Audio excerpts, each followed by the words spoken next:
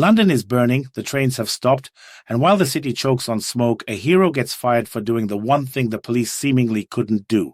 Welcome to the reality they don't want to put on the billboards. Today we are looking at a capital city in gridlock, a justice system that punishes bravery, and a geopolitical game of chicken between the UK, the US and China that could cost us a lot more than just trade tariffs.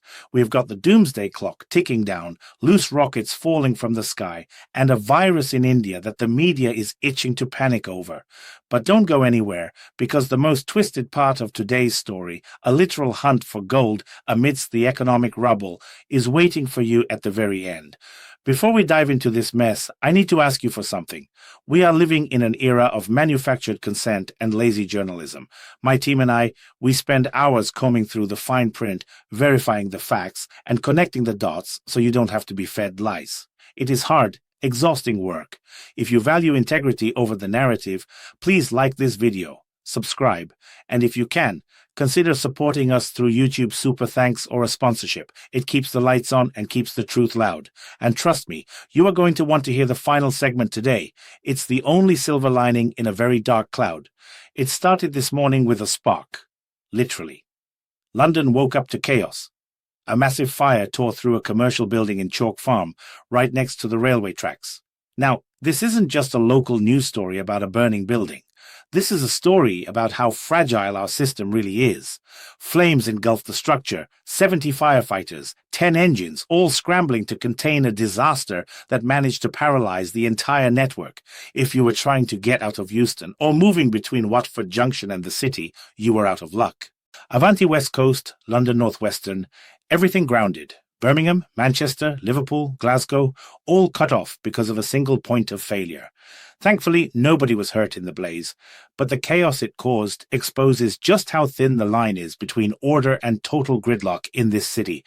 But while the infrastructure burns, the social contract is rotting. Just yesterday, moped gangs smashed their way into a jeweler's in Shepherd's Bush. Sledgehammers, shattered glass, threats to police officers. They caught one guy, a 33-year-old, but the rest, gone, vanished. And this is where the irony becomes unbearable. While the police are chasing shadows, a real hero stepped up, and he paid for it with his career. Hare, a 62-year-old bus driver. This man isn't just a driver. He's a volunteer who went to the Ukrainian border to help refugees, a man of actual substance. When he saw a thief snatch a necklace from a passenger, he didn't look away. He acted. He chased the guy down, got the jewelry back, and held him until the cops arrived. And what did MetroLine, his employer, do? Did they give him a medal? No. They fired him. They fired him because he left the bus running while he did the right thing. They called it discrediting the company. A tribunal actually backed them up, saying his use of force was excessive. Excessive? He stopped the crime. This is the state of modern Britain. Corporations are more terrified of liability than they are committed to justice. They would rather you sit still and let the bad guys win than risk an insurance claim. It makes you wonder, doesn't it? If the system punishes the good guys, who is left to protect us? And speaking of protection, wait until you hear how the railways are protecting their profits while you lose yours. Let's talk about the money they owe you, the money they are banking on you being too tired to claim. You see, while Hare loses his job for doing the right thing, the rail companies are sitting on a mountain of unclaimed cash. We are talking about £80 million a year in compensation for delays that passengers never see. Why? Because the system is designed to be a labyrinth. If you buy your ticket through a third-party app, which a quarter of you do, you are locked out of the easy one-click repayment options. It is a bureaucratic wall. You need photos, ticket scans, reference numbers, and you have to do it all within 28 days. They know that 29% of you just won't bother. That is free money for them, subsidized by your misery, and it is about to get more expensive to be miserable. Come March, London transport fares are hiking up again, an average of nearly 5% across the board. But for some trips, like the Elizabeth line to Heathrow, we are looking at an 11% jump. They call it investment. I call it a tax on existing. You are paying more to stand on crowded platforms, waiting for trains that might not show up, operated by companies that make it nearly impossible to get a refund when they fail. It is a squeeze, plain and simple. But financial loss is one thing, the loss of life is another, and the courts have finally handed down a sentence that highlights just how dangerous our streets have become. Deng Cholmajek, a failed asylum seeker, has been sentenced to life with a minimum of 29 years. This man stalked a 27-year-old hotel worker, Rhiannon White, and took her life in a brutal, senseless attack with a screwdriver. He didn't know her. He just saw her. Afterward, cameras caught him dancing. It is chilling. It shows a complete disconnect from humanity. And while justice has been served in this specific case, it leaves a lingering question about who is walking our streets and why the system fails to intervene before tragedy strikes. But if you think the streets are unsafe, wait until you see what is happening inside the institutions that are supposed to defend us. We expect our soldiers to face danger on the battlefield, not in the barracks. But the enemy is increasingly within.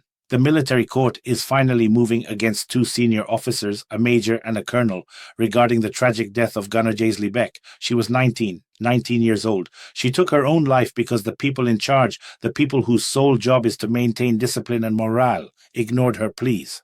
She reported sexual harassment that came from a superior, and the chain of command treated it like a minor inconvenience, a low-level incident. That is what they called the torment of a young woman who signed up to serve her country. The man who harassed her got 6 months, but the officers who turned a blind eye, they are only now facing the music. The coroner was clear. Their failure contributed to her death. This isn't just about incompetence. It is about a culture that protects rank over decency. It is a rot. And while our military struggles with its internal moral compass, the geopolitical landscape is shifting in ways that could make our internal squabbles look like child's play. Across the ocean, Donald Trump is back to throwing verbal grenades, and this time he is aiming at Keir Starmer. The Prime Minister went to China, shook hands with Xi Jinping, and came back with a deal to restart economic talks. Trump's reaction? Very, very dangerous. He is warning that getting into bed with Beijing is a risk the UK shouldn't take. And look, Trump says a lot of things, but he isn't wrong about the leverage China gains when they own your infrastructure. Starmer, for his part, is playing the pragmatist. He secured a drop in tariffs for Scotch whisky, down from 10% to 5%. That is good news for distillers, sure. It brings in millions. We got a visa-free travel deal too, but at what cost? The opposition is screaming about human rights, about security risks, and rightly so. We are inviting investment from a superpower that doesn't share our values, all for cheaper export duties on alcohol. It's a transaction. You give us money, we close our eyes to the surveillance state. It is a high-wire act, and with the US watching closely, Britain might find itself squeezed between a rock and a hard place. But if you think politics is scary, wait until you hear what the scientists are saying about the actual end of the world. Tick-tock. The Bulletin of the Atomic Scientists has kept the Doomsday clock at 90 seconds to midnight. Well, actually 85 seconds now, depending on who you ask. But the point is, we are closer to the edge than we have ever been. They aren't talking about a sudden explosion. They are talking about a cascade, a slow, agonizing loss of control, nuclear proliferation, AI unregulated, climate tipping points. They paint a picture of a world where institutions collapse, energy grids fail, and we are left fighting over water. It sounds like science fiction until you look around. And nature is trying to get in on the action too. In India, there is a flare-up of the Nipah virus. It is nasty stuff. Brain inflammation, high mortality rate. The WHO says it is under control, that it doesn't spread like COVID. But every time I hear under control from a global health agency, I get a twitch. We are told the risk to the UK is minimal. Let's hope they are right. But sometimes the threat isn't a virus. It is a 10-ton chunk of metal falling from space. A Chinese rocket stage, unchecked and uncontrolled, came crashing down into the Pacific Ocean near New Zealand. We got lucky, it missed land, but the sheer volume of space junk up there, millions of pieces of debris, is a ticking time bomb for our satellites. We rely on space for everything from banking to GPS, and we are turning the orbit into a junkyard. It is Russian roulette. With gravity. But hey, let's bring it back down to earth, where at least some people might save a few pennies this winter. The government has decided to extend the warm home discount. If you are on a low income, you will keep getting that £150 off your electricity bill until 2031. It is a lifeline, I won't deny that. 6 million households rely on it. But let's be real. Energy bills are sitting at nearly £1,800 a year. 150 quid is a drop in the bucket. It is a band-aid on a bullet hole. Experts are calling for it to be raised to 400, which would actually make a dent, but don't hold your breath. If you have any money left over, maybe you can escape to Paris. Eurostar is doing a flash sale. £39 one way, but there is a catch. You have to buy a return, so it is 78 minimum, and you have to travel on a Tuesday or Wednesday. It is classic corporate marketing. Headline price is half the truth, but if you can make it work, it is a cheap getaway. But here is the twist I promised you. If you are tired of saving pennies, maybe you should try finding gold. The Royal Mint, in a move that feels like something out of a movie, has launched a treasure hunt. They have hidden codes in the design of a new £5 coin. If you crack the code, you could win a gold bar worth £28,000. It is basically Charlie and the Chocolate Factory for adults. You have to buy the coin to play the later levels, of course. The house always wins. But in a world of depressing news, the idea of using your brain to win a literal bar of gold is the kind of old-school adventure I can get behind. So, London is messy, the world is dangerous, and your train is probably late. But maybe, just maybe, you can crack a code and walk away with a fortune. That is the landscape we are looking at today. From the fires in North London to the boardrooms in Beijing, everything is connected. If you found value in this breakdown, if you learned something about how the system works or doesn't work, hit that like button. It helps more than you know. And I want to hear from you in the comments. Have you ever tried to claim that train compensation, or did you give up like the companies want you to? I'm Andrew Meet Rich. Keep your eyes open.